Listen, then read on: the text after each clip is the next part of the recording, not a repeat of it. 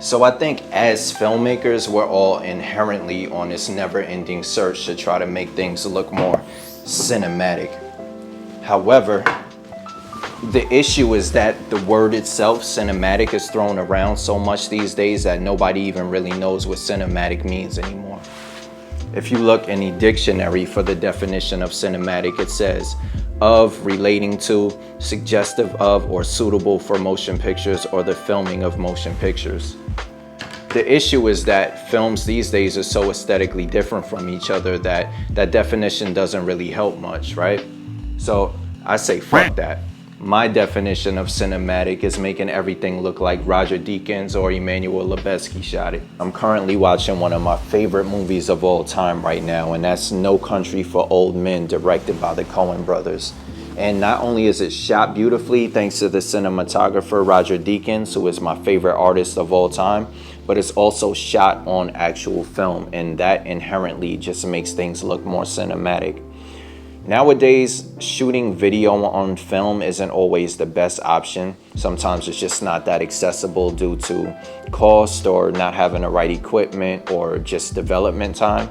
For instance, I work in fashion, so we're on such a fast and quick and strict turnaround time that we don't really have the time to wait for film to be developed to make sure we got the shot and all that.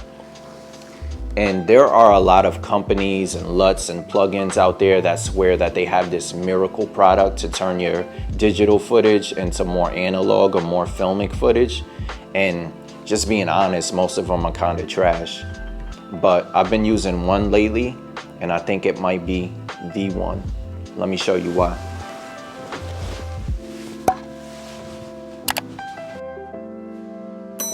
And the solution that I found is in the form of a plugin called Dehancer Pro.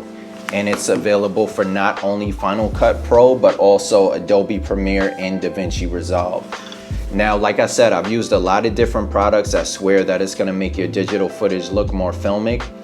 But in my opinion, Dehancer Pro is the most authentic and comprehensive one out there. Now, the team at Dehancer did reach out to me to do this review in exchange for a product license, but I kid you not, I was already looking into buying this anyway. Now, just to clarify, they didn't tell me what to say, they didn't tell me how to say it. In fact, what they did say, which I respected a lot, was to be completely honest, because their main goal is improving their product. So without further ado, I think it's time to hop in and show you what Dehancer is all about.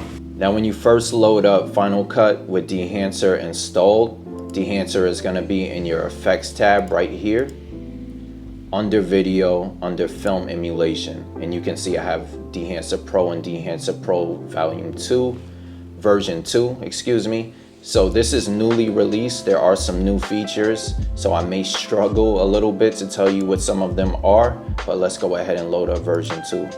So the first thing you're going to notice when you load up the Dehancer Pro panel over here is just the sheer amount of control that you have over everything.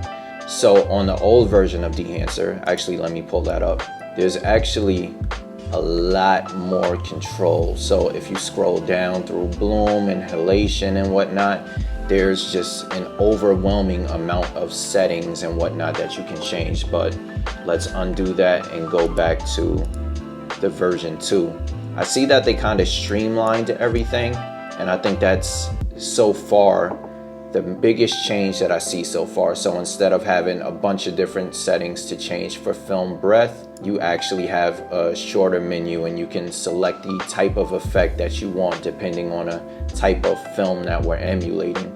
This is the main panel right here, and let's try to mess with this clip right here. So the first thing you're gonna want to do is choose your camera. Oh, and it's saying to please update profiles. That's something I wanted to talk about. So if you come down here to the film developer, download profiles, you just want to hit that. This is gonna pop up and it's just gonna download all of the film emulations, the different films that we can emulate. So this is shotonwhat.com right here. And you can look up pretty much any movie and it will show you what camera it was shot on, what film it was shot on, and what film print stock it was shot on, just different things like that. This is No Country for Old Men that I talked about before, and you can see it was shot on a combination of Kodak Vision 2, actually 500T, 200T, 100T, and printed on Kodak Vision Color 2383. So keep that in mind, because we can actually get that same exact setup in Dehancer. So this is all done. I think I'm actually gonna have to close the program and reopen it. So let's do that real quick. So I loaded everything back up and it seems like everything is there. So here's the first thing you're gonna wanna do. Instead of choosing like Rec 709 to convert your footage, I just go to choose camera, vendor. I shot on a Sony a7 IV. And I forget whether I shot ISO 800 or 3200. I don't think this makes the biggest difference in the world, and I believe it was 3200, so I'm just gonna select that. And as you can see, it just has a little bit more contrast. It's converted from a flat profile to Rec 709 basically. So this is your exposure compensation. So if you didn't get the exposure exactly right, you can just move that bar right there and adjust for it.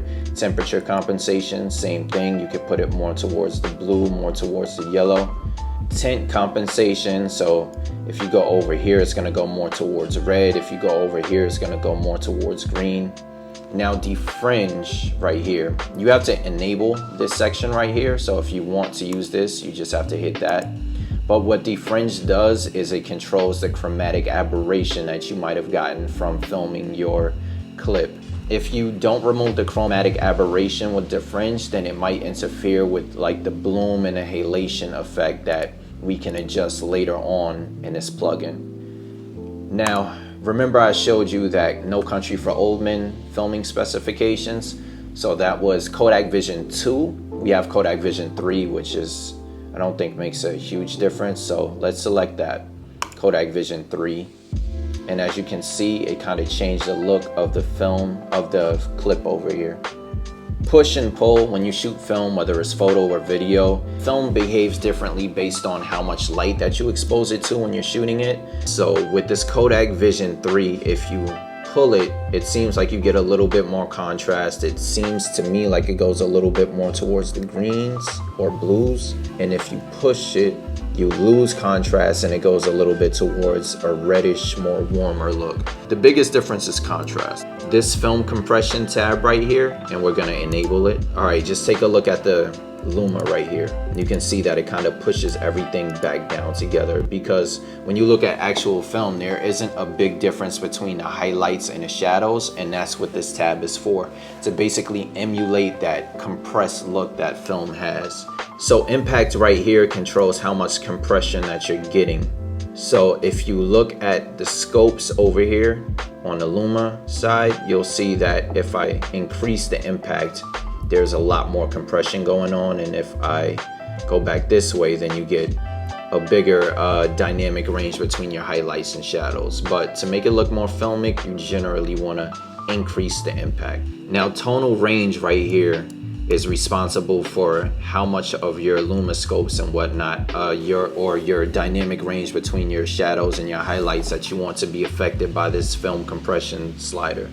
Next, we're gonna look at this color density slider, still under the film compression tab.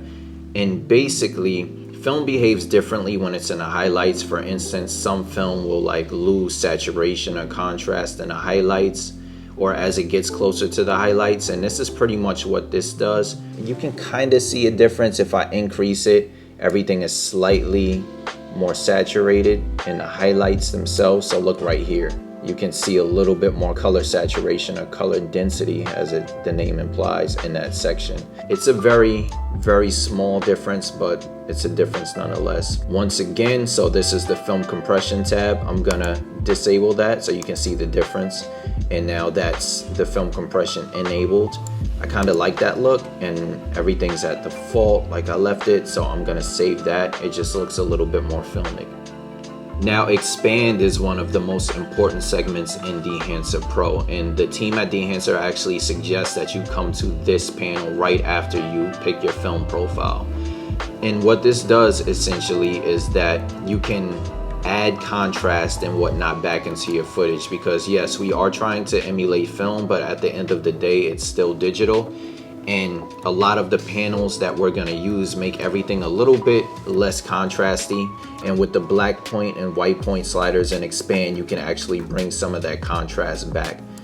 Decreasing this white point value right here brings the highlights back, and increasing this black point right here brings the shadows back. Let me show you what that looks like disabled.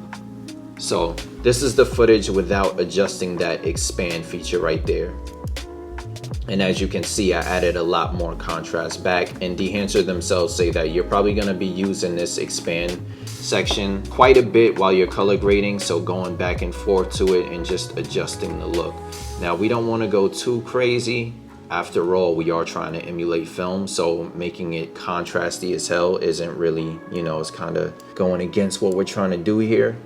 This color mode right here in the expand section pretty much allows you to kind of have more control over the saturation, because when you use the black point and white point sliders right here, it does affect the saturation of everything a little bit. But if you go to color luma mode, it's only gonna affect the light, the luma of the footage, and not the saturation. So you can see if I'm in luma color mode, everything's a bit more washed out, and if I go to normal, you have the changes that expand made to the saturation. Now the next section in Dehancer Pro is print, and this section is basically emulating the type of paper that you're gonna print your film on. And if you're shooting actual film, that actually does play a huge part in determining the overall look of how your film is gonna look. So as you can see in No Country for Old Men, they printed theirs on Kodak Vision color 2383, and that's actually an option here in Dehancer. So let's go there, let's go to 2383, and as you can see, everything just got a little bit more contrasty. The overall look changed. And let me just show you what it looks like if you print on different types of paper, you know, emulate. So this is Fujifilm 3513 print film. And if we go back to that Kodak, you'll see the difference. The Kodak, as usual, tends to go a little bit more towards the red values. Fujifilm tends to go a little bit more towards the green and cooler values. And then this glossy paper, I guess that makes things look a little bit more saturated, as glossy paper tends to do. But we're gonna try to go for that No Country for Old Men look. So let's stick with the Kodak 2383 print film. So target white right here is going to emulate the temperature of the light that they use to print this on film. So if you go this way, it's a little bit warmer. If you go this way, it's a little bit cooler, or a lot of bit cooler. You can clearly see the difference. Exposure, this is just another way to fine tune your exposure right here. Tonal contrast, we kind of talked about this before when we were talking about the film compression, but tonal contrast, if you increase it, it's going to increase the contrast and the distance between your highlights and shadows, basically giving everything a much punchier look. Now we're going to talk about this color density slider right here, still under print. Now usually with digital color density or digital saturation, if you increase the value, it's going to increase the saturation for all of the colors in your footage. However, in Dehancer Pro, with this specific tab right here, it's a saturation slider for not all colors, but just the ones that are characterized by the type of film. In this right here, since we're talking about saturation, this is the overall saturation. So you can fully desaturate your footage if you want and get a black and white look. But just to let you know, there are black and white color film profiles that you can use, such as Kodak Eastman XX, which a lot of classic black and white movies were shot with. What analog range limiter does, according to Dehancer, is that it brings everything back to like a predetermined reference point that they had for the type of print film that you selected. So you can enable that and it'll basically bring it down to look like something that looks more filmic. So the next thing I'm talking about is this color head section, and that's hidden by default, so you have to hit show. And basically what this does is emulate the printer lights. It's pretty much like a traditional HSL slider, except it's built in a way that emulates the printer light. Now, film grain. This is probably going to be everybody's favorite section because who doesn't love film grain? And when you think about something being cinematic or something being filmic, then the first thing that you usually think about is the grain itself. So with a lot of these other programs and LUTs and plugins, it's kind of just like an overlay of a film grain. So you have a predetermined video that goes over all of your footage, and it's just like this one uniform grain over everything. What Dehancer does is they actually reconstruct the footage. So they take all of these different values, they take into account what film you're using. So some film profiles are gonna have more film grain in the shadows, some more in the highlights, and that's basically what Dehancer does. It takes everything into account and puts their film grain where it's supposed to go. They don't just do a simple overlay, they actually reconstruct the whole footage, and that's beautiful. So film grain's already enabled and applied, and as you can see, you can change it to different. If you want to emulate more like 65mm film, this is what the 500 looks like there. It's a little bit cleaner. Let's go back to that 35. I kind of like that. It's a subtle film grain, but it's there. It's not overdoing it. 16mm is always going to have more grain because it's a smaller film stock. And as you can see, Dehancer does a good job of emulating that. 8mm, you're gonna get even more grain. So if you were trying to emulate like a Super 8 footage or a Super 16 footage right here, then you can go ahead and do that. We're gonna stick with the 35, I think. But you can also, you can put this on custom. You have all of the control that you want over your film grain. I actually like the streamlined version of this, so I'm gonna go back to this 35mm ISO 500 film. Now the next section is halation, and if you shoot Cinestill 800 like I do, one of my favorite film stocks, then you'll know exactly what halation is.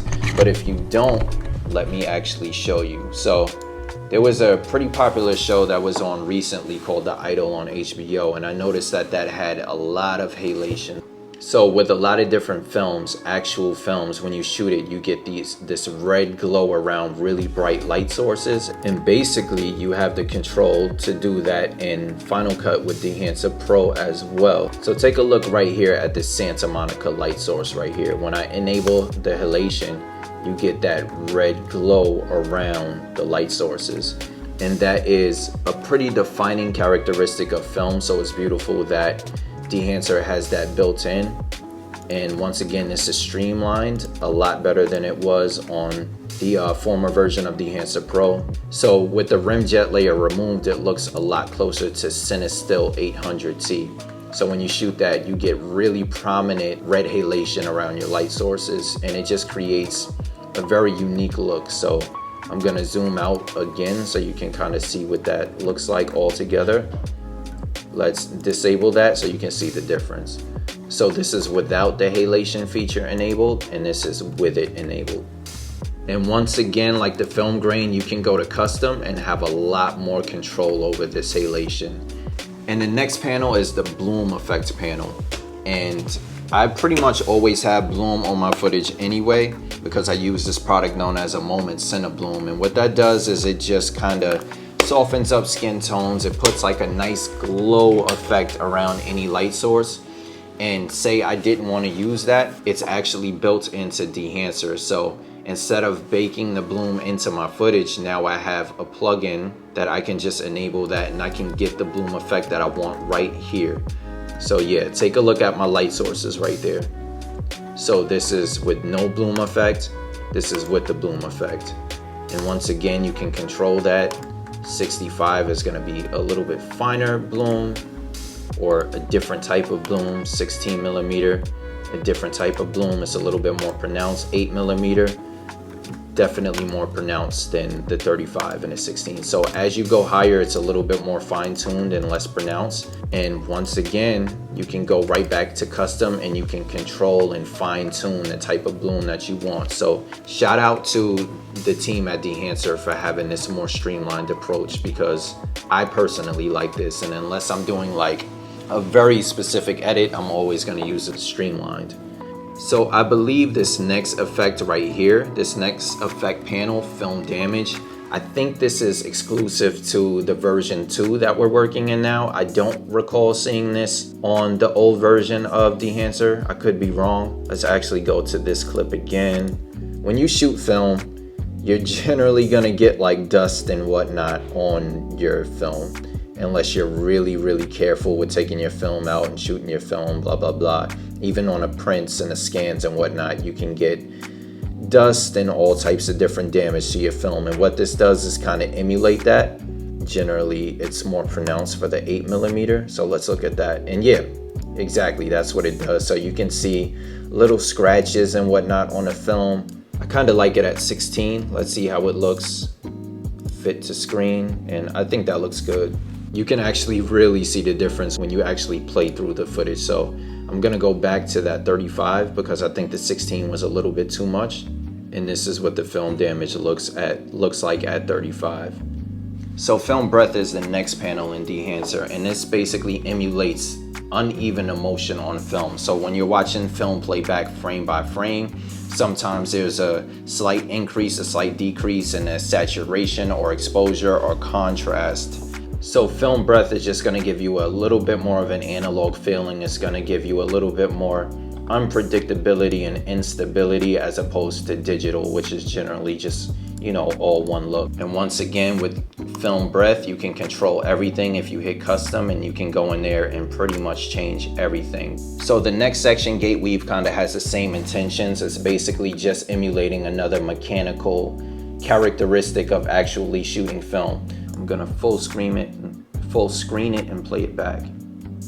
And as you can see, the film's kind of jittery. You can see the frame kind of swinging back and forth as if I was holding the camera unsteady. And I like that. It actually gives it a more filmic, analog, nostalgic feel. So vignette is the next section that we're gonna talk about, and this is pretty much the last one that really controls the overall look of your clip. And what vignette does, if we enable it right here, you'll see this darkening around the edges of the frame. So that's generally considered a flaw. Certain lenses will have more vignette than others. For instance, certain cheaper lenses or zoom lenses instead of prime lenses will have more vignette around the corners. If you don't stop down enough or whatever, you're gonna have more vignette. If you don't zoom in enough, you're gonna have more vignette, and so on, right? But vignette can also be used intentionally. Sometimes people use it to draw more focus into the center of the frame, or just because they like the look of the vignette. I know when I first started doing photography, I used to pretty much put it on like everything in Lightroom just because I liked the darkening of the edges.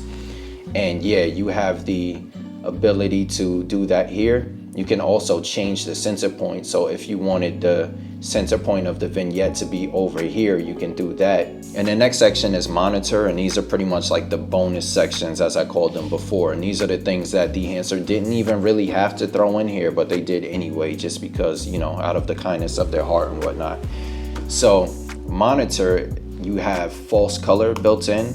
So if you enable that, it's going to give you a meter right here, and it's going to show you what's overexposed and what's underexposed, where you're losing detail, where you're not. And this is just an accurate way of telling how you expose your film and whether you're clipping or whatever. And then you also have clipping indicator right here. So it's going to highlight in red anything that you're losing detail in. So yeah, I'm actually not losing too much detail in the sky over here, but all of the detail is lost in the sun right there and that one little patch of sky right there. And the next section is output, and this is basically a slider that controls everything that we did in Dehancer. So say you did everything a little bit too heavy-handed and you don't want to go back and change individual values of everything, you can kind of go over here, put that on like 80 or 70. And it's also a good way to see how you transformed your footage in Dehancer. So this is what it looked like before I added Dehancer, and this is what it looks like with everything applied. So as you can see, it has that filmic, nostalgic look. It has those pink hues and analog look. This is what you can do with Dehancer.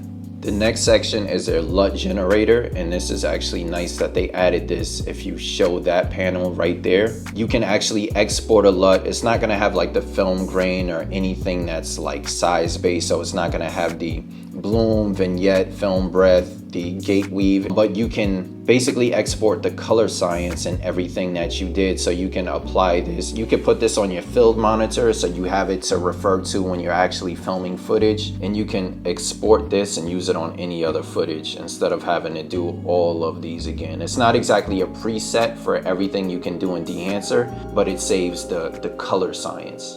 And then last panel is of course options. That's where you have your licensing info and you can check your profiles to make sure you're fully updated. And that's it. That's Dehancer. What I'm gonna do right now is apply Dehancer to the rest of these looks, and then I'm gonna play it back so you can see how all of these clips look with Dehancer.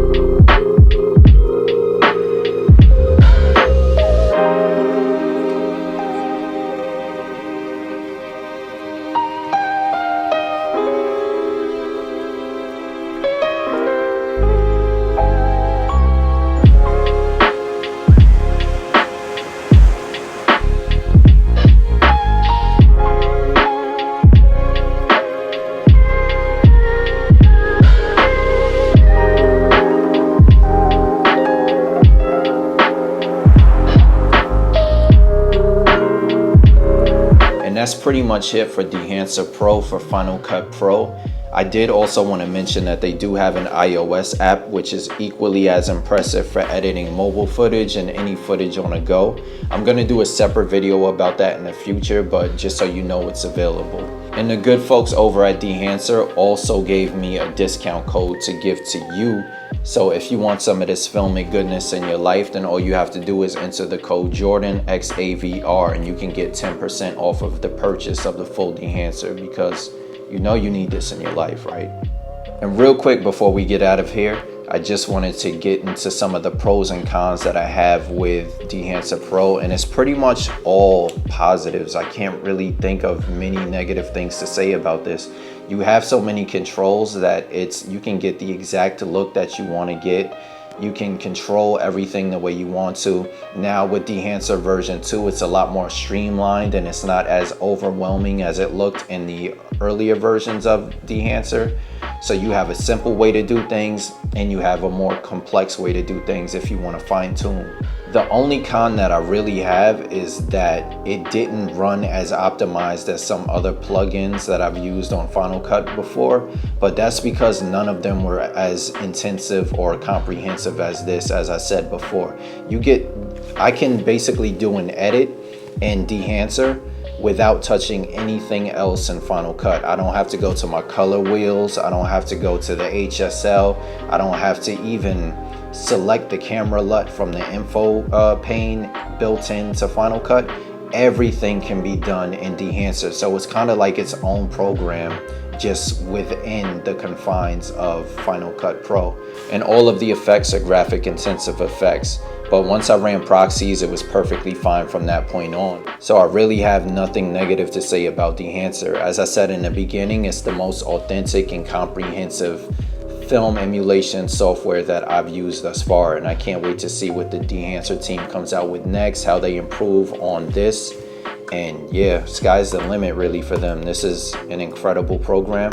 I do want to test out Dehancer on some more footage that's more people focused, because as you can see, these are all kind of just wide angle sunset footage, and you can only do so much with that. So you will definitely see more videos on Dehancer from me in the future, and most likely all of the videos that I upload from now on are going to be edited with Dehancer. So that's how much I like the program.